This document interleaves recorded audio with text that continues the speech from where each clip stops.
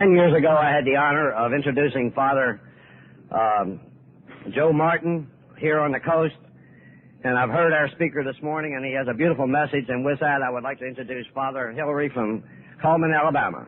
Father Hillary.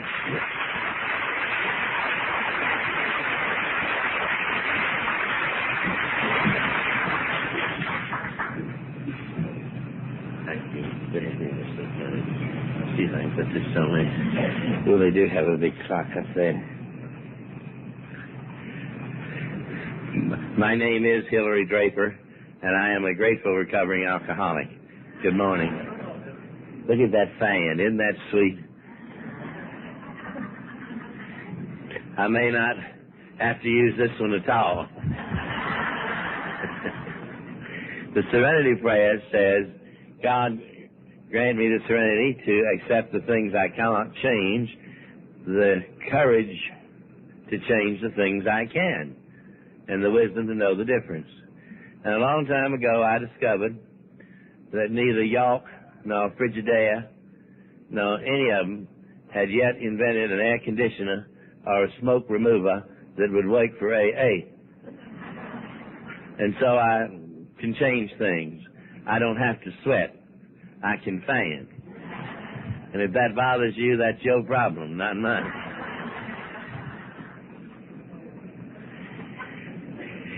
I couldn't believe it when Percy, and I want to thank him and the committees that invited me and the fruit committee, everybody's been so nice.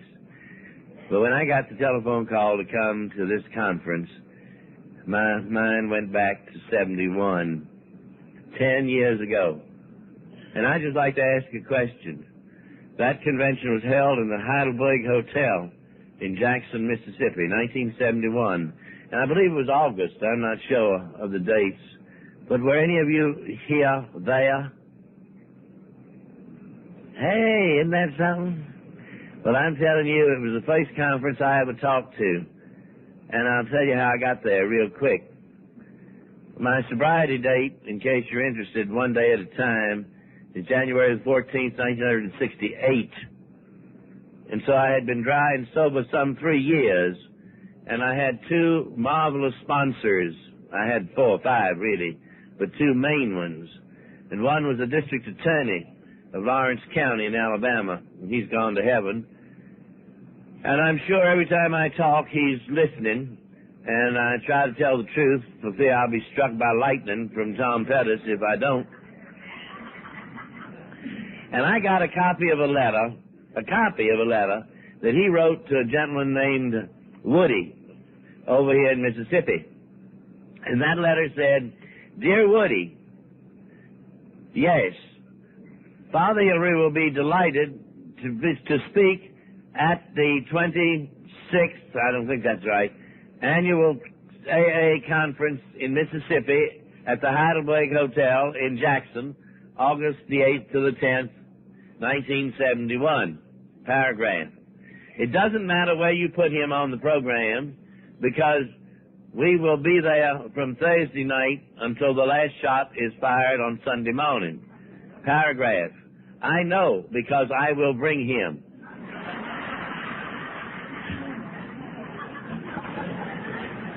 Sincerely yours, Tom Pettis. And I said to myself, I read that letter, and I said, they've gone too far. They have torn the sheet. There's no way, as you will hear, and many of you already know, that part of my drinking career is in Mississippi. And there is no way that I can go to the Heidelberg Hotel in Bishop Giroux's backyard and stand up and say, my name is Hillary Draper, and I'm an alcoholic. I said, whoo, mercy. And I told Tom that. And he reminded me, you know, if you're going to get a sponsor and you're going to tell them everything, you're going to leave yourself wide open.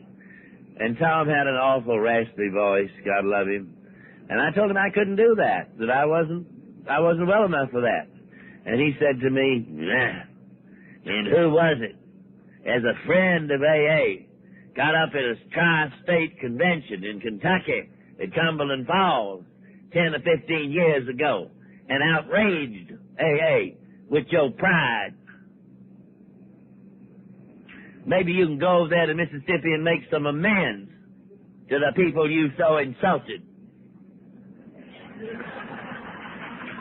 Now that's laying it to you. JPM was the chairman. I'll never forget that. And the one thing that really comforted me, and unfortunately there's only one who came today, but from the noble group of Alcoholics Anonymous at Cullman to that convention, I guess there must have been 2 carloads of drunks who came to hold me up and to support me. And there were friends that I met that convention who have lasted in AA those 10 years. And for all those reasons, I am particularly delighted to be here this morning. With that as a special introduction, what a convention you've had, Placey. I'm telling you. Despite the heat, and that's been awful, but who cares? Go roll around in the swimming pool if you're that hot. Or if you've got smarts like me, get up here in that corner, right over there. Just as cool as it can be. No trouble at all. But you had the folks on Friday, and you had the one without English last night. And if this was an oratorical contest, I'd go home right now. But you see, one thing Tom Pettis told me was that it is not an oratorical contest, and that I am not here to outdo any other speaker, and that all I can do is stand up and tell my story as well as I can tell it. And if I do that, then I'm the best speaker y'all ever heard. But it is a joy to be playing in the major leagues.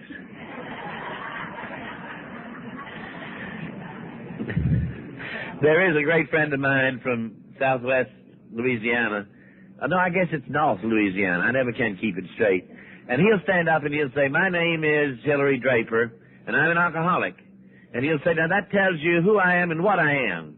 And when the 2 of us got up this morning, the who said to the what, we ain't going to take a drink, and that's the way it's been all day long. But he says it didn't used to be that way. It used to be that we'd get up and the who would say to the what, we ain't going to take a drink today, and the what would say, who said so? And the who would say, I said so. And the what would say, just wait and see. And the what would get drunk, and the who would have the hangover. That's Dr. Tom. He wouldn't mind me. I think that's a marvelous opening. And then I used to stand up and say, and I'm a little bit embarrassed at I had it here. The program's got me down as Abbott Hillary D, you know. And I used to stand up and say, my name is Father Hillary, and I'm a recovering alcoholic. And that same sponsor got me after about 6 months of that, and he said, there you are going around standing up and saying your name is Father Hillary, like you something. He said, you better stand up and say your name is Hillary Draper, and you ain't nothing but a drunk. Ooh, I had mean sponsors. But I needed them. This clock now says 20 minutes to 2. Would you kindly adjust it? 20 minutes to 2. And so really, my name is Hillary Draper, and I am a drunk. I'm a recovering alcoholic. And there's one other part of that 1971 Mississippi story. At that time on the speakers group, there was a Baptist minister who had recovered his sobriety and who had gotten into the church. And there was a Jewish dentist from Dallas who is still very active in the program and a great friend of mine. And when the Jewish dentist stood up to talk at that 71 convention, he says, I don't believe you could find what we have got here anywhere except in an AA conference. He says, here we've got a Baptist minister, a Jewish dentist, and a drunk monk on the same program.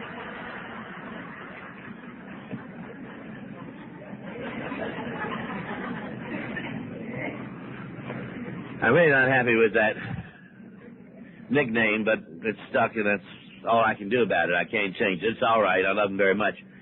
I've heard it said in AA, I was born at a very early age in a good Christian home, so much that I'm not convinced that's any way to raise children anymore.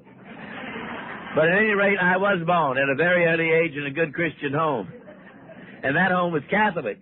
And we did not think it was seriously morally wrong to drink in moderation.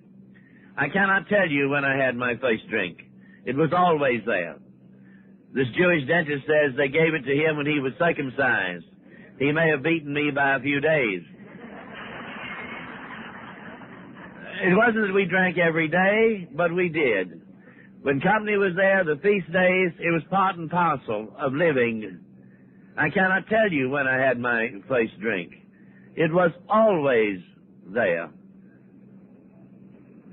I can't remember that I got into trouble from drinking as a young man. I know that we Catholics regarded drunkenness as seriously morally wrong, just like the Baptists and some of the Methodists do.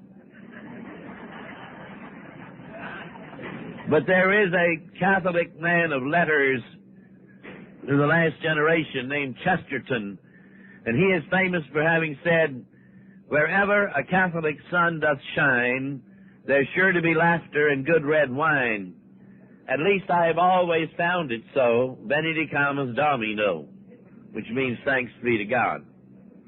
And if it could be said of anybody that he had an education in how to drink like a gentleman, it should have been me. I saw drunkenness. I came from a great big family. Uncles and aunts galore, cousins by the dozens. And whenever that tribe would come together to celebrate a wedding or a funeral, there was one uncle, called him Harry, who was the leader of the pack. And Uncle Harry would always be taking one more drink to steady his nerves. The only thing is he'd get so steady he couldn't move, and they'd have to carry him home. But I can remember my mother saying to us kids, "You saw your Uncle Harry last night. If that's the way alcohol treats you, then you just shouldn't drink. But you saw the rest of your uncles and aunts, perfect ladies and gentlemen." So it could be said of me, no trouble with drinking. My father was dead when I was 4 years old. And I know today that I resented Almighty God terribly for that. I had a marvelous grandfather who was the male image in my life, a marvelous mother who did her very best to supply the missing link, but it was not the same. The other kids had fathers, I did not. I know today I resented that terribly. When I was 15 years old, my mother, thinking I needed more men in my education, I say she sold me up the river from Mobile, Alabama, to the tender mercies of the Benedictine monks at Cullman, and I never got away. And when I got to Cullman, 15 years old, and got in with the families of my schoolmates, the housewives of Cullman in that far-off age, worth the name, all knew how to squeeze the grape and make that German-type grape juice, only they did it with Cullman County strawberries. And if you all haven't tasted Cullman County strawberry wine before you got into AA, it's just too late. You'll have to wait till you get to heaven. The most gorgeous color of red I ever saw. When you took the cork off the bottle, the bouquet, the aroma, you could smell it in the next block. A kick like a Missouri mule, but no harm. A piece of cake and a small glass of homemade wine. 41, I loved everything about Cullman, St. Bernard so much, I wanted to know if I could join the monastery. They said I could try. And 40 years ago, imagine that, where's the time gone? I took the veil, and I entered the monastery. And you know what I discovered, the first thing? The monks were not about to be outdone by the housewives of Cullman. And they, too, now knew how to squeeze that grape and make that German-type grape juice. And they made a little homebrew on the side. Now, I wouldn't want you to think there's 50 drunk monks at Cullman. There's not. There's me and the rest of them pretty normal. And we didn't drink every day. But on the big feast days, for an hour after Vespers, the community would come together, Gemütlichkeit, if you know the German word, the homebrew, the homemade wine, pink lemonade for the panty wastes, conversations, cigars, lovely. But looking back, I can see it meant something different to me. I was always the first one there and the last one to leave. I was always figuring out when is the next time this is going to happen. I never knew when you took the cork out of the bottle or unscrewed the cap, you did anything with that but throw it away. Because if I was there, you were not going to need it. My pattern of drinking was as follows: to drink as much as I could, as often as I could, as long as I could, whenever I could. The only thing that ever stopped me from drinking from the time I was 19 years old is if I was too sick to drink anymore or there was nothing left to drink. Those are the only two things that ever stopped me. And I didn't realize that my drinking was abnormal. I could identify with a speaker last night who said he liked the taste of it. I've heard people say they didn't. I love the taste of it. I'd take a great big mouthful and swallow it real slow and swish it around my esophagus and suck my teeth. Yeah. If that bothers you, I'm sorry, but that's the way it was for me. Yeah. I never understood these people who could take a big swallow and say, not me. I'd swallow and say, ah. Oh, Lord. I used to wonder, after I got into Alcoholics Anonymous, why am I an alcoholic? With my splendid aristocratic background, my tremendous education, the degrees, university, ordained minister, theologian, at least of the second water, what in the hell am I doing a drunk?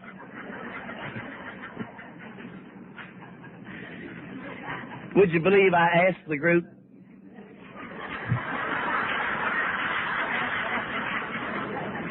It was in a closed meeting.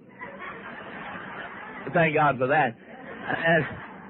I'd been in the group at least 2 years, so I had some little measure of sobriety, and I said, I just want to know, how come I'm an alcoholic? I really did. Now, there came this silence over the group. If you are in AA, you know. It's the silence when everybody knows the answer, and they're waiting to see who's going to zap the fool. And finally, my third sponsor, Juby, says, oh, hell, Father Hillary. It don't make no difference how the jackass got into the ditch. Just get him out.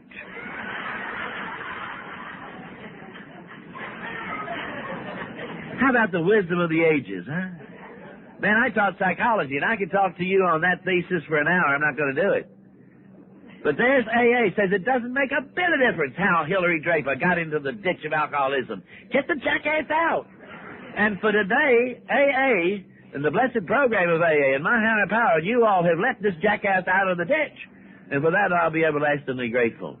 I didn't know what alcoholism was. I knew what drunkenness was, but I didn't know what alcoholism was. I've learned from the big book that it's a disease that'll kill you.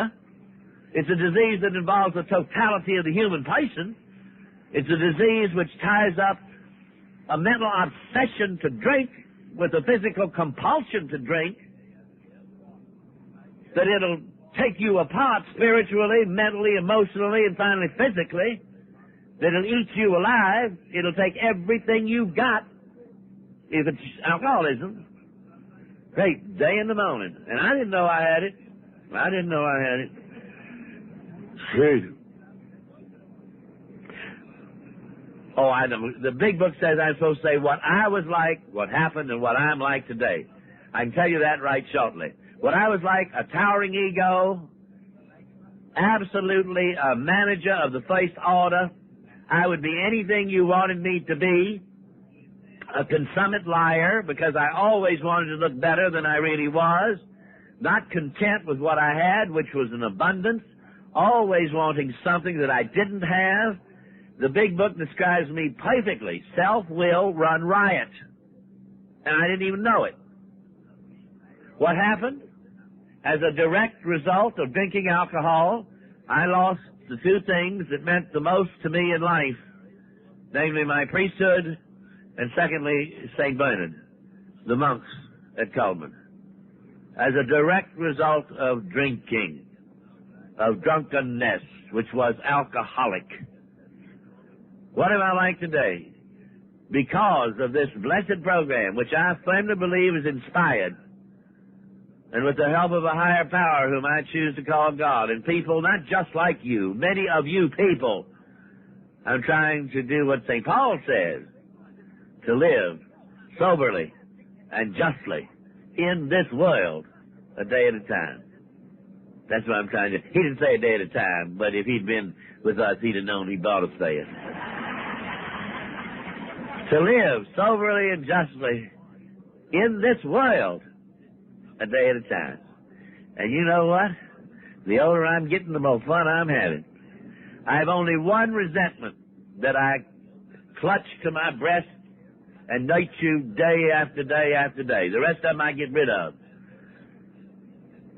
The resentment that I really pull to my breast are these people 22 years old who come up and I say, how long are you in the program? And they say a year and a half, 2 years. I say, you happy? They say, yeah.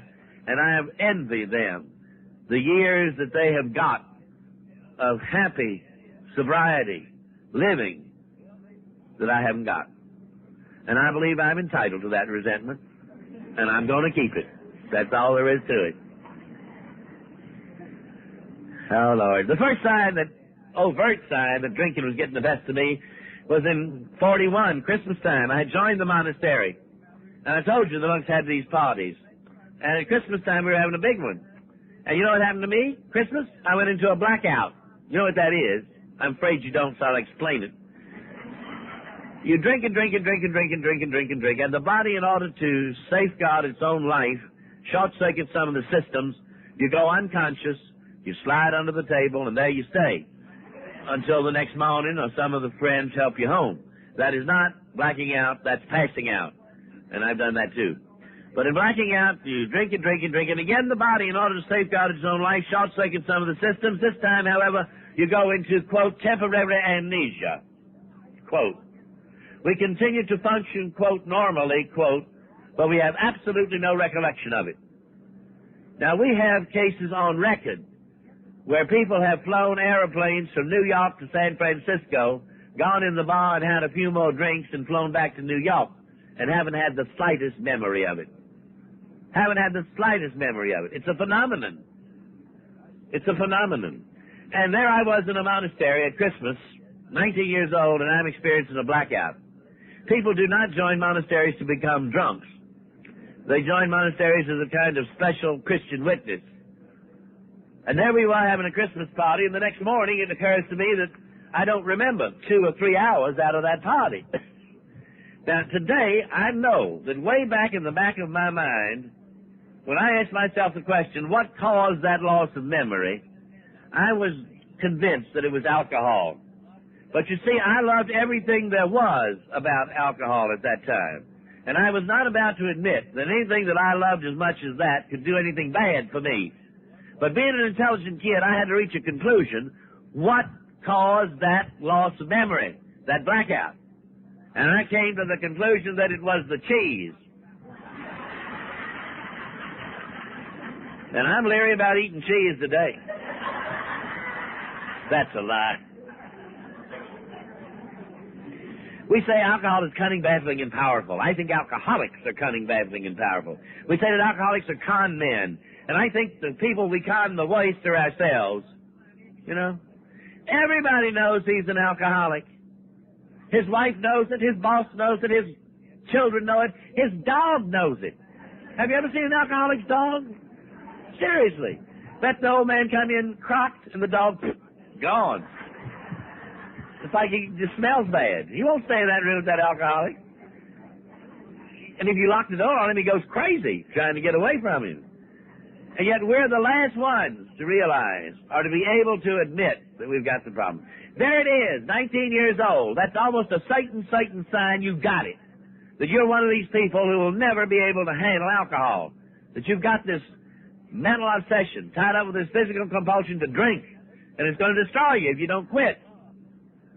I often wonder if somebody who knew anything about alcoholism could have spoken to me at that time, before my will was so damaged, or my intellect so darkened, and said, you're one of those people, if I could have been spared, the agents would come. I don't know. But it's useless. It's over with. That's all. I guess the next time there's any overt sign, my pattern is established. I told you that. I always drink as much as I can, as often as I can, as long as I can. But being in a monastery, that's difficult. Now, I'm not going to explain to you how I got my supply. That's none of your business. But I'm firmly convinced. You know, you put an alcoholic in the hospital to dry him out, and in 2 days he's got the whole taxi company organized, bringing in the booze, you know. You lock him up, and he's got pulleys arranged, pulling him up through the bars. You think I'm joking? I'm not. And that's why it's almost impossible. You try to control an alcoholic's drinking. That's useless. We tried to do that on a national scale, and it didn't work. Absolutely useless. But what is happening to me is my personality is changing. I have been ordained a priest in 47, and I think by that time I was well over the line of uncontrolled drinking. If there had been any overt signs, believe me, I would not have been called to orders. The Catholic Church has got enough trouble without ordaining drunk monks. The opportunities for drinking are more frequent. I begin to get these terrible personality clashes with the boss. Now, you can get personality clashes with many things, and if there's enough goodwill, you can resolve them. But if alcohol's in the picture, you're not going to resolve anything till you resolve the alcohol. And alcohol's in the picture. I was associate principal of a real fancy prep school that we were running at that time. I was teaching 5 classes a day. I didn't think they could run that place without me. And if the old man had said to me one word about maybe you're drinking too much, I'd have been on him like a bee on a bulldog. I said, what are you talking about? You know, some of these bums over here are not doing a blessed thing. I'm teaching 5 classes a day. I'm running this school. And if I am drinking too much, I'm not hurting anybody but me, which was a lie. I wasn't the teacher I could have been. I wasn't doing the job I could have been doing. But no, he doesn't face me down. Nobody wants to tangle with an alcoholic. The police will tell you that. The people they hate worse to arrest are alcoholics. They'll tell you. Do anything to avoid arresting us. We stick up there and make them do it. Oh, Lord. But anyhow, I got a geographical cure removal before I knew what that was. You see, by that time, the boss and I weren't talking. We were corresponding by letter, although I lived 2 doors down from him in the same house. Does that strike a familiar chord with some of you husbands and wives? Yeah. And this letter said, go to Barberville, Kentucky, and replace the priest there. I said, where in the law told him name is Barberville, Kentucky? And some wag of a monk says, you go to hell, turn left, and walk 3 miles. He was wrong. It was only 2 miles. Oh, Lord have mercy. It was back in the 50s. President Johnson declared it a disaster area, the Cumberland Gap area, where Tennessee, Virginia, and Kentucky come together. Lord have mercy on my poor soul. It was nowheresville. When I got up there, the second morning I was there, well, it was the first morning, the priest I was replacing, had said Mass. He said, we have your meals over next door at Aunt Sally Coon's house. That's your house, but Uncle Albert is a retired miner, and he's a Catholic, and he watches the property while you ride the circuits. I'm going to ride the circuits yet. Oh, yeah. And so whenever you're home, they feed you. So we go over. Aunt Sally belongs to the Lottie Moon Circle. She's got the old priest broken in. She really doesn't want a new one. And it was hot September. Conversation was difficult. Oh, Lord. Sitting at the kitchen table, Uncle Albert, a lovely man in his 60s. Me, the other priest, Uncle Albert's son. He was a state trooper in his 30s. All he had on was a pass short. His 2 sons, 17, 19. As I say, conversation was difficult. Sitting in front of me is a big water tumbler, beaded, cold. I picked it up and took 2 great big swallows. Well, you've seen the atomic bomb blast. My eyeballs turned over. I couldn't breathe. I couldn't see. I couldn't hear. My hair was shaking. Now, again, in retrospect, I'm convinced that if I hadn't been an alcoholic, I would have screamed bloody murder. But all I do is hold on tight till the tremors pass. Uncle Albert's got one. The other priest has got one. The trooper's got one. The other 2 haven't. Well, when that breakfast was over, the priest and I were stepping high over the weeds going back to the church. And I said to him, in the Lord's holy name, what was in the water glass? He said, moonshine, 120 proof. I said, for breakfast? He says, anytime you can get it.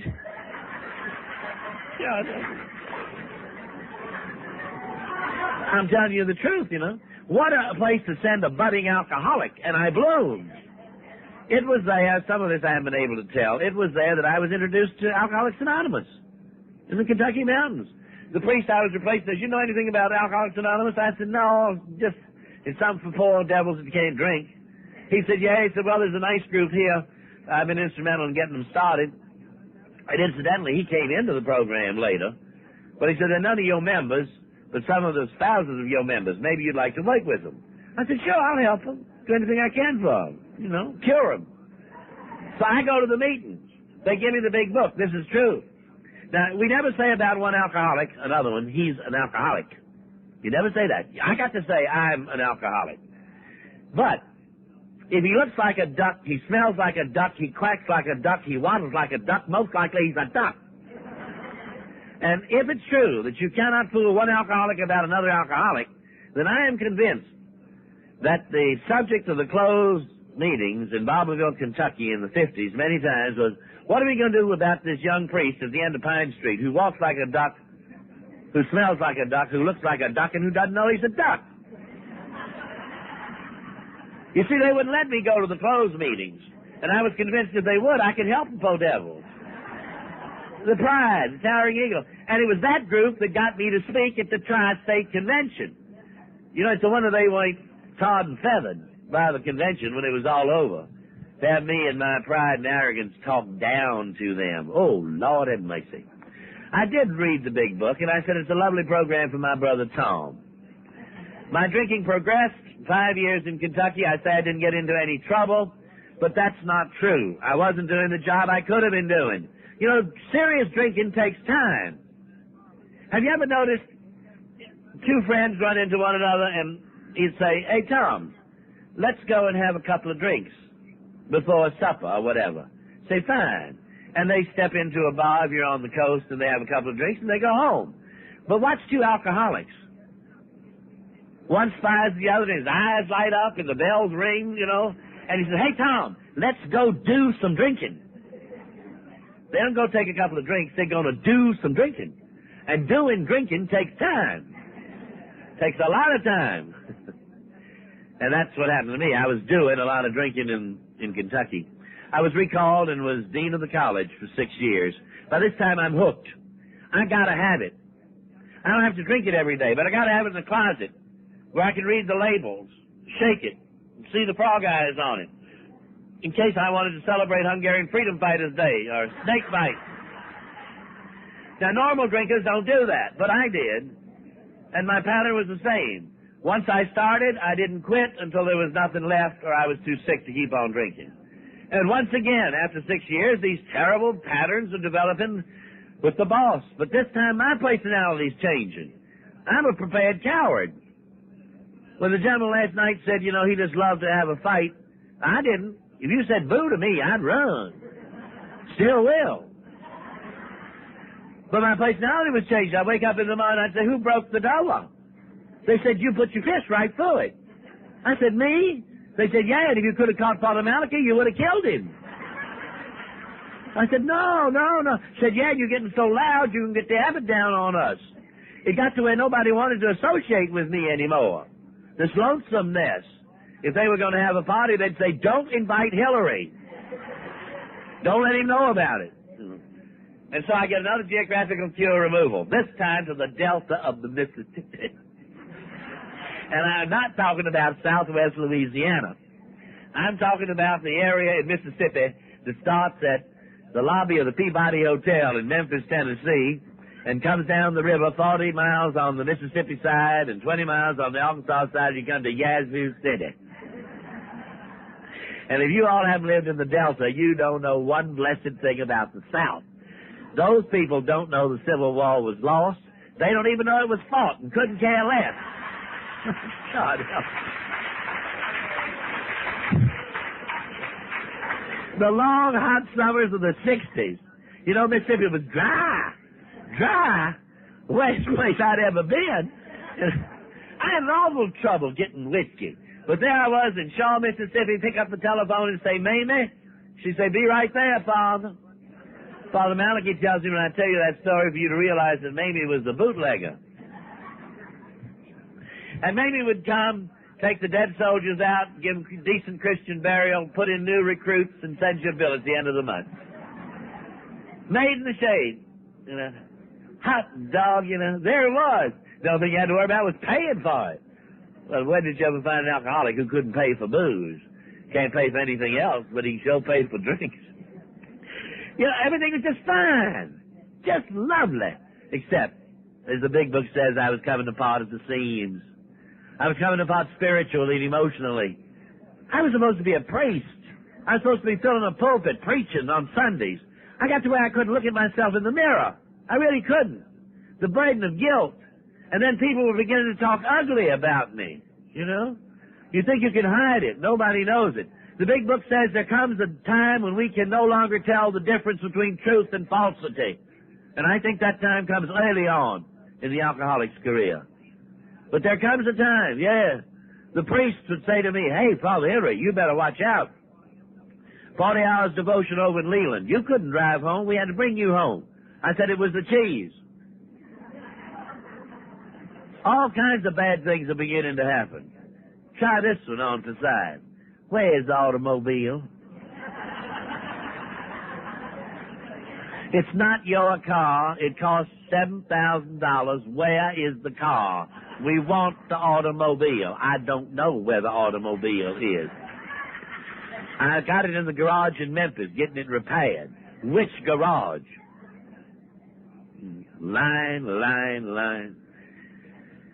And what is true, you were too drunk, and so you left the automobile in Greenville, and somebody brought you home, and they haven't got the car back to you yet. It's safe and sound, but you know where it is? And normal people don't lose automobiles.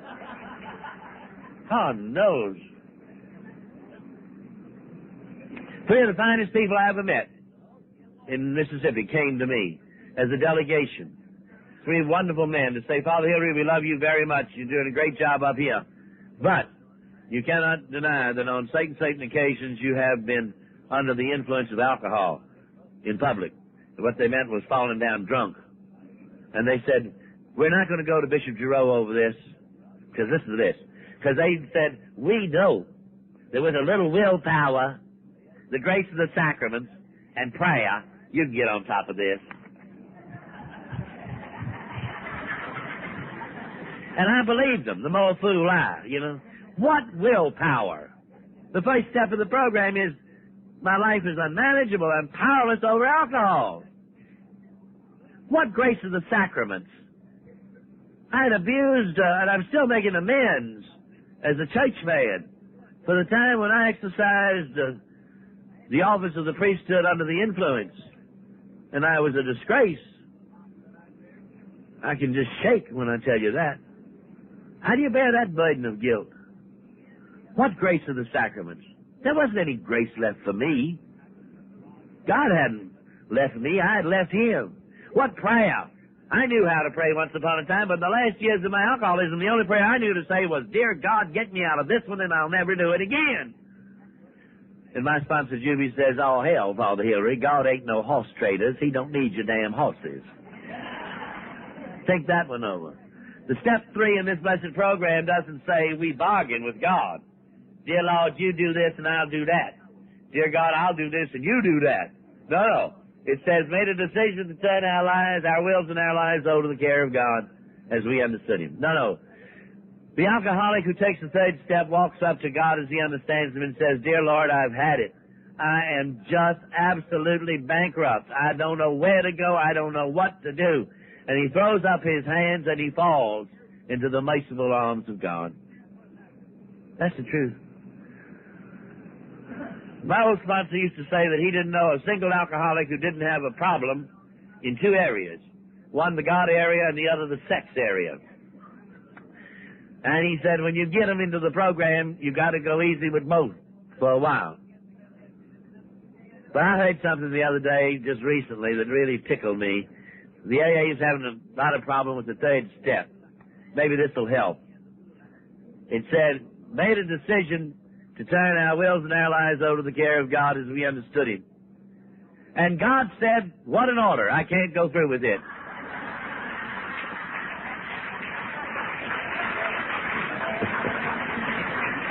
Now, how's that for reducing your ego? Oh, Lord. So that's not the end of the story. We had a new boss back at Cullman. Yankee from Minnesota, dumb as hell.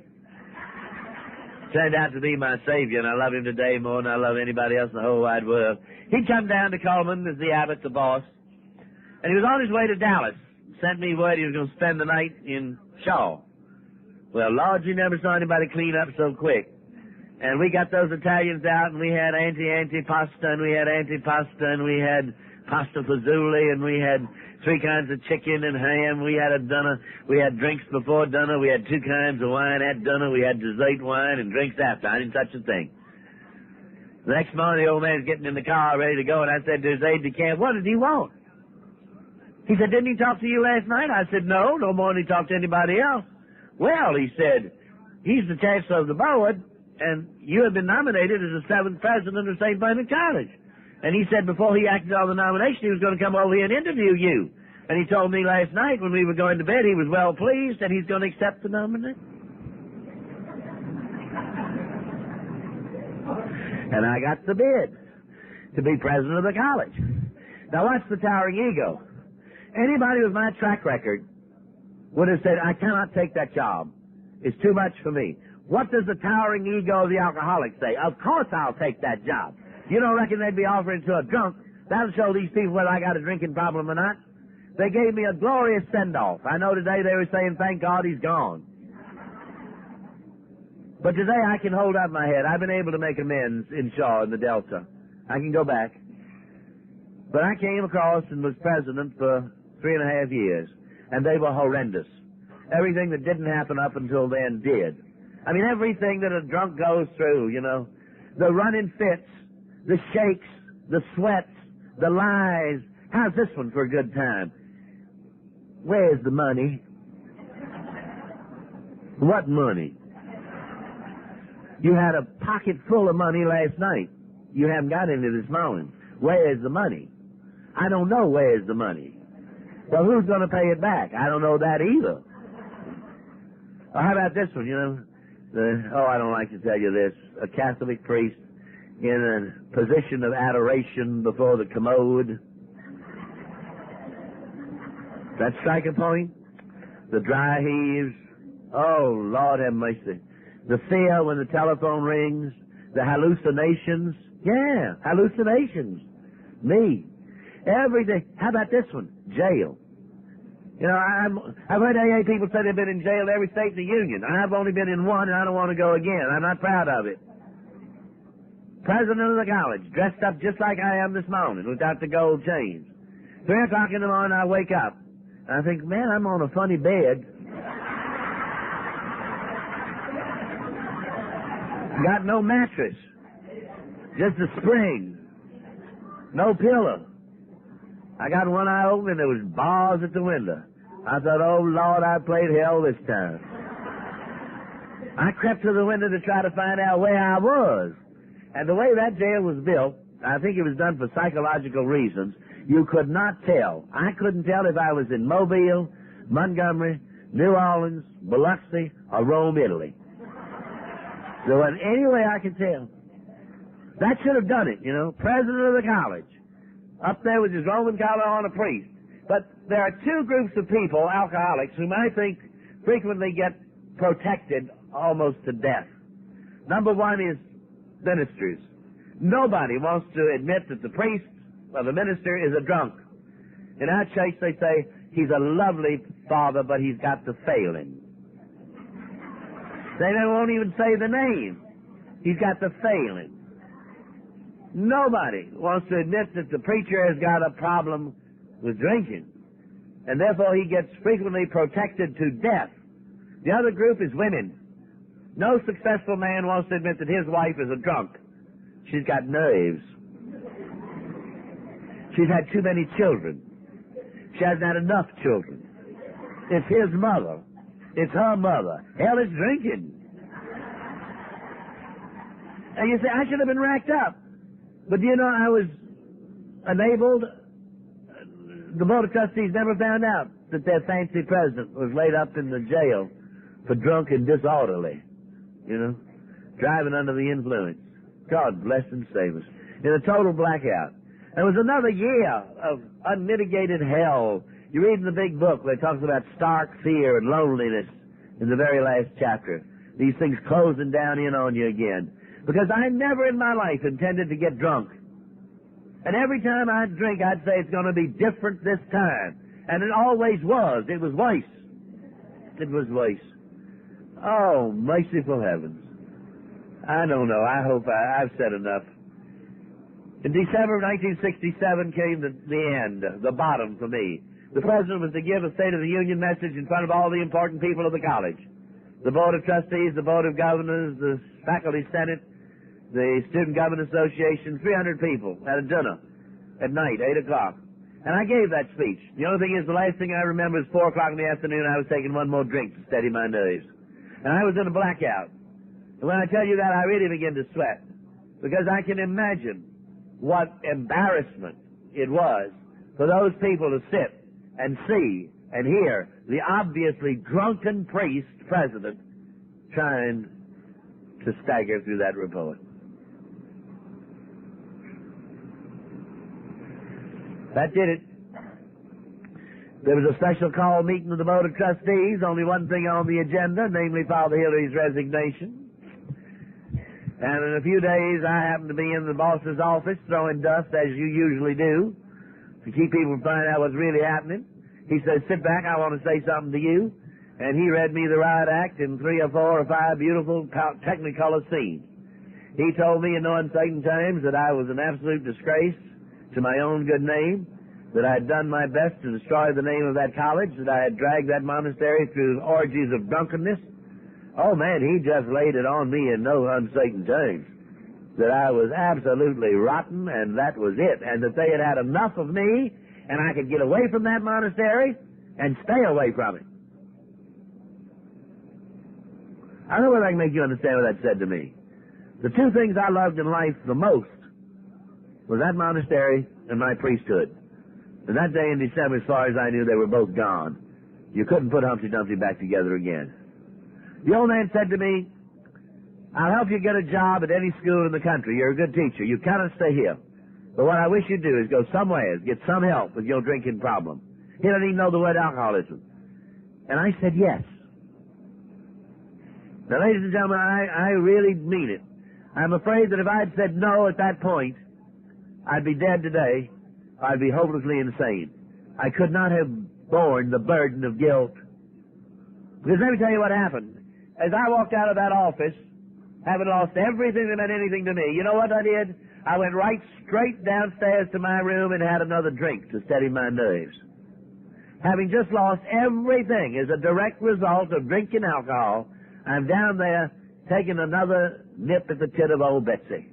If that's not insanity, I don't know what is. And I never knew for a long time what let me say yes, I would go and do anything I could. I'm convinced today it was the Al-Anon type of people who had loved me so desperately, who knew nothing to do for me but to pray. And I got sent to a place called Hazelden. It had a reputation for doing good for people who were bad to drink. There are what I call gold-plated souse traps. It'll take you up, dry you out, introduce you to the pills, and turn you loose to run again. There's no such thing as an alcoholic treatment center. There are treatment centers that use this blessed program to try to help us learn how to stay sober. And that was Hazelden in '68. I'll never forget. I didn't know whether they stuffed something up in you, whether they cut something out of you, whether they turned your head around, whether they blew through your ears. I didn't know what they did. I'm just up there, you know. And the first morning I was there, now this is the truth. I went to see the counselor. That's not true. They took me to see the counselor. And the first thing he said to me, he says, now, Father Hillary, it's the last time I'm going to call you Father because you ain't nothing but a goddamn drunk.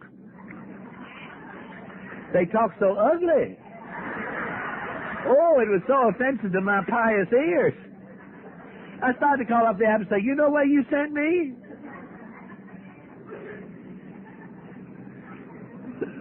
To take off that Roman collar, you got no right to wear it. There I was, see? Up there in the treatment center for alcoholism, butter wouldn't melt in your mouth, all dressed up in the black suit and the collar, you know. Said, take it off. You got no right to wear it. It's the last time we can call you Father. And they said, the ordinary program here is 3 weeks, but don't plan on 3 weeks to get it. I said, of course not. I reckon I'll get it in 2. You see the pride, the arrogance? They said, oh, no. We find for doctors, lawyers, Indian chiefs, undertakers, druggists, college professors, and ministers, it takes 3 and 4 times as long to get this simple program.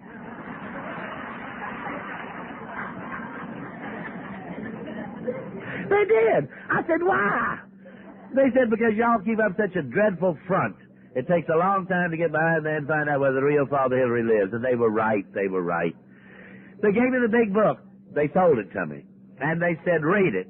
And I don't know if you're a Catholic, but the first thing I did was open up the big book and see if there was an imprimatur from a Catholic bishop. And of course there wasn't. And I said, probably printed in Nashville, Tennessee, Baptist foot wash and literature, and they're not going to brainwash me. And I wouldn't read it. No. Now, let me show you how sensible that was. Because at the same time, they sold me the little black 24-hour day book. You know that one? And that's got no imprimatur from a Catholic bishop. I loved it. I read it every day, but I wouldn't read the big book. No. We had to go to 3 meetings a day, a few closed meetings. Go to the table 3 times a day, about you shook. But after about 5 weeks, it became apparent to my cunning alcoholic brain that the people who were getting out of Hazelden were taking, doing, working, step 1, 2, 3, 4, 5 of the AA program, and in that order.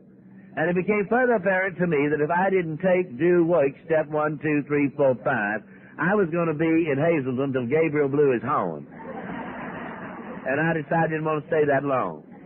So one night, I sat up all night and read the big book. Did. Couldn't wait for breakfast to get over. Shot to the counselor's room. I said, I got step 1. My life is unmanageable. I'm powerless over alcohol. He says, you ain't got nothing. Get back.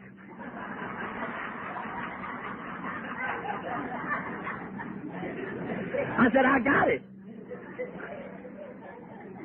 He says, you are loaded with resentments. I said, I don't resent anybody. Just like that. God, I resented the dear Lord, I resented God, I resented the bishop, I resented the abbot, I resented everybody.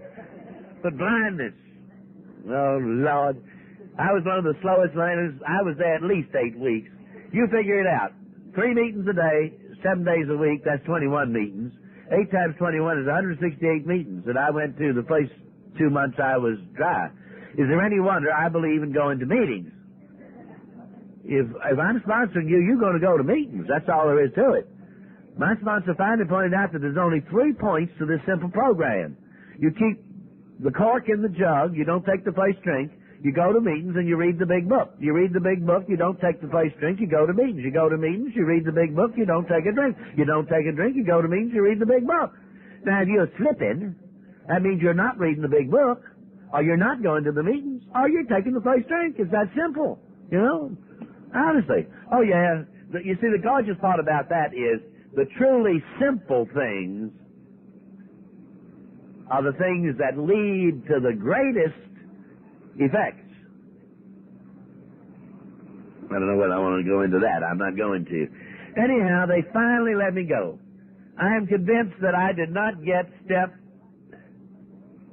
1 until I was approximately 2 years dry, and I had gotten to the master teachers at Cullman, Alabama. I wish I could tell you, I left Cullman on January the 14th. I got back to Cullman at the end of August. I wish I could tell you I got in AA right away, and everything went happy ever after. I looked up in the phone book, and they weren't in the phone book. I came to the conclusion they were not in Cullman. So I stayed a loner from August to January. I did read the big book, and I did read the 24-hour day book, and I shared my experience and strengths with people I thought it would help.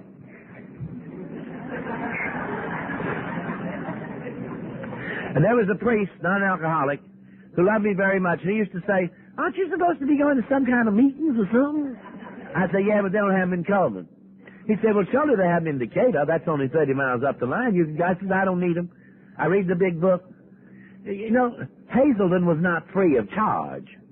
They charged a fortune even in those days. And here I am, 6, 8 weeks, paying like mad through the nose to get this simple program, and I come home and I haven't got enough sense to go to the meetings. Talk about a dumb learner. I'm convinced I was getting crazier and crazier and crazier. And in December of that year, the same priest came to me and he had a telephone number. He said, for your information, AA is alive and well in Cullman. Call this number. I can't find it. He can find it. 3 days. Each day he said to me, did you call? I said, yeah, they didn't answer. He said finally, when did you call? I said, midnight. I'm not proud of that. He said, call now. I went to the telephone, I rang that number, and I got Juby. I didn't know Juby from Adam's House Cat. He's my main sponsor today. The other two have gone to heaven. I wore them out. And I said, Mr. G, this is Father Hillary out to college. I'm an alcoholic, and I need to go to a meeting. About just like that. And there was this long silence on the telephone, and I found out what realists AA people are. The first thing he ever said to me was, Father, are you drunk now? You know, I mean, that was important to find out. I said, of course not. He said, well, it so happens that we have a meeting this evening at 8 o'clock. I'll come and get you about 7:30, take you to the club room. I said, that's fine, Mr. G, but don't come to the front door of the college.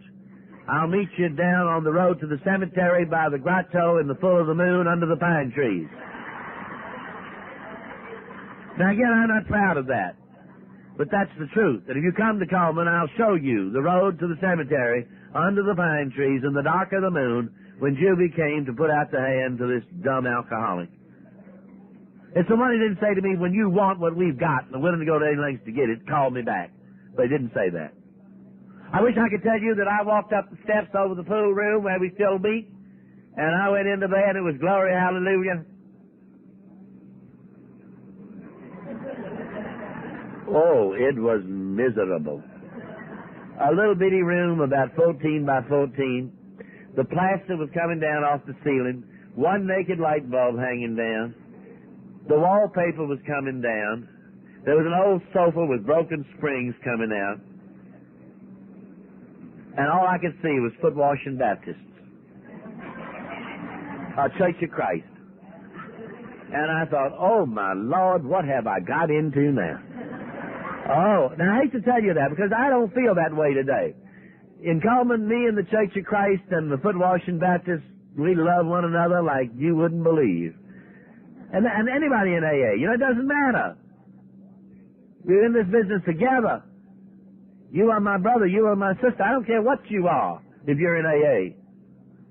I mean that. But then I was dumb, you see. I thought, oh, dear God, if it wasn't so far to walk home, I'd go home. But it was 2 miles. So I thought, if I can get through this, I'll never come back again. And while all that's going through my mind, here comes a lady. I had known her as a fine Catholic matron, a big church worker up in Decatur. I did not know that she was an alcoholic. Her name was Rosemary. She came out the door, and she said, Father Hillary, we're so glad you're here. Come on in. You're right where you belong. You won't have any more trouble. Stay with us. She put her arm through my arm, and she took me into the meeting. Now, I shudder to think what would have happened if Rosemary hadn't been there that night. But I was in that group 2 years before they thought I was strong enough to tell me that that was a put-up job. Wasn't any coincidence at all. When I called Juby, he called Rosemary in Decatur. He said, Rosie, come down to the meeting this evening in Cullman. She says, I can't. I'm chairing my own meeting. He says, I don't care what you chair. You come down here to Cullman. I got a Catholic priest coming in here. I don't know a damn thing about Catholics, much less priests. You're a Catholic. You get down here and help me with him. And when the poor, stupid, drunken Catholic priest is trying to walk through the doors of AA, there's Rosemary, with the hand of AA put out to take him in. Rosemary's still in the program. She's doing fine. And I'll tell you, I'll walk a long way for her. I shudder to think what would have happened in my pride, my egotism, if Rosemary hadn't been there. Come to Cullman, I'll introduce you to Rosemary. And that was the beginning I made every mistake that you can possibly make in this program. It still works. They were the most tolerant and the kindest people with my stupidity. They taught me theology.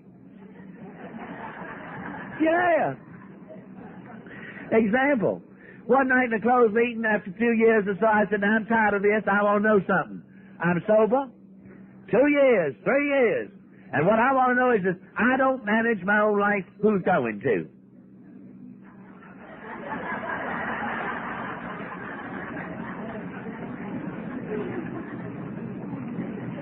Again, that great silence.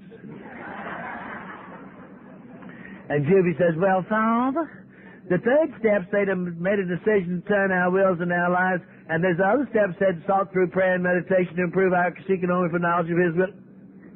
I said, stop. Don't tell anybody I asked that question.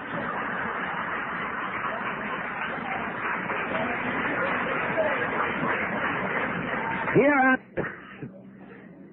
a trained theologian, and I got to go to AA to learn theology. Oi! We talk about a mess. Well, about time to finish.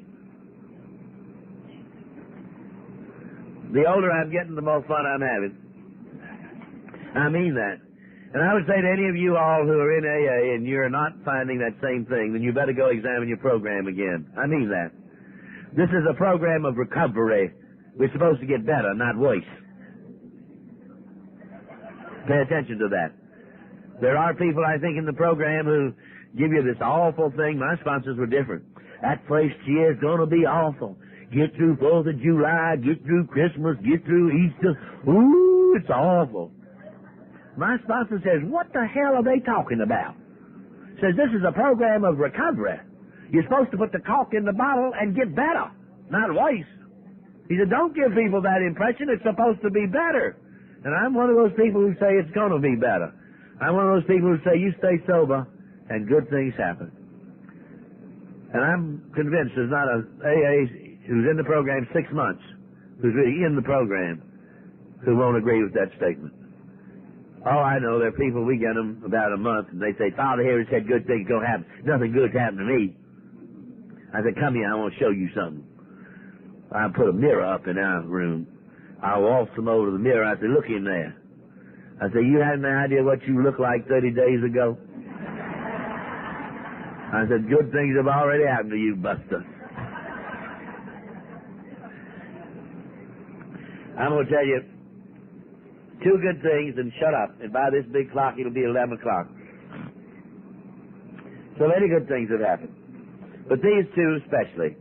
In 1972, the boss man who had fired me resigned as abbot, head honcho of the monastery.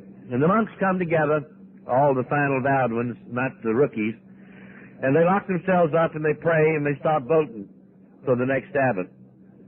We don't have a stove to burn the ballots in, but of course everybody's tremendously interested who is the abbot. When the election is completed, they start ringing all the church bells, and the young monks come running to say, who's the abbot? And in August of 1972, the answer was, Father Hillary is the 7th abbot of St. Bernard. And the young monks are running all through the halls of the monastery shouting all the way with AA.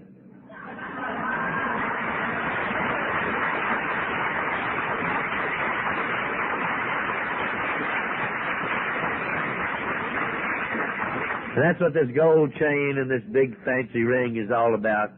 I hate to tell the Indian, I'm very important people in the Catholic Church.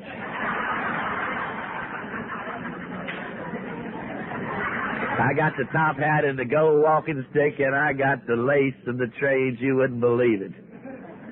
And every once in a while when we have a great church service and I'm doing something, as I come in or out of the church, I'll see some of my brethren in AA, and they'll go, did you get that? And I'll go back and I'll go, they won't break my identity, but it's a joy, you know. It's a joy to have the opportunity to serve. And let me tell you something else about the monks. They're so dear to me. They really are. But they know AA. And they'll come up to me, and I'm just as happy as a lark, and they'll say, Father Abbott, You are getting awful hard to live with. You sure need to go to a meeting. Isn't that glorious? And I used to get mad. I don't anymore. I just get in the car and go to a meeting. Come back feeling like $1 million, you know. That's what they told me. The last one is this. In 1973, I had the opportunity of going to the Holy Land, of walking in the footsteps of Jesus. That would never have been possible were it not for sobriety in AA. And I had a glorious time. We were there 2 or 2.5 weeks, and it was a VIP tour. But all I could do was weep. And AA had taught me that was all right, too. All I could do as we went to the holy places was weep. There are many places that are dear to Satan people in the Holy Land. But for me, the one that was the most impressive was Bethany. You remember Bethany? There was a family living down there named Martha and Mary and Lazarus, 2 sisters and a brother. And they were very dear to Jesus. And apparently whenever he'd had it right up to here, couldn't stand any more of the foolishness of the world, he'd go down and spend a weekend at Bethany. And he was great friends with the family. He's off preaching in Upper Galilee, and the word comes to him that Lazarus is sick and dying. It's Martha who sent the word. And she evidently expects Jesus to come and cure him, as he's been curing everybody else. Let him come down and help his friends. He doesn't. The word comes that Lazarus is dead. He doesn't even get to the funeral. And then he goes down to see him. And Martha's the perfect Al-Anon. He didn't even get to the funeral. This hotshot rabbi who's eaten them out of house and home, who's used them time and time again, not done a blessed thing for him, not even showed up, not one postcard, nothing. And she's eyeballing the road. And he comes down the road, and she sees him, and she rushes out to meet him, and you'd have to hear the sarcasm in her voice. You can't read it in the scriptures. She says, Lord, if you had been here, my brother had not died. That Martha. She doesn't know how close she came to tearing the sheet. Facing almighty power, an Al-Anon for sure. But she's also facing almighty sympathy and condolence. And Christ looks at her and loves her and says, thy brother will rise again. And all of a sudden, Martha is changed. All of a sudden, the program is beginning to work for Martha. And she says, yea, Lord, I know. At the last day, I know. And she's accepting. And they go into the house to condole with the relatives and the friends. And after he's been in for a while, he says, take me out to the cemetery. I want to see the grave. And they go out, and once again, Martha's back in her Al-Anon stance. And the Lord says, roll the stone away from the door of the tomb. She says, he's been dead 4 days, and now by this time he stinks. And ladies and gentlemen, I submit that I certainly did stink. But I know what Lazarus felt like when he walked out of that tomb. Thank you so much.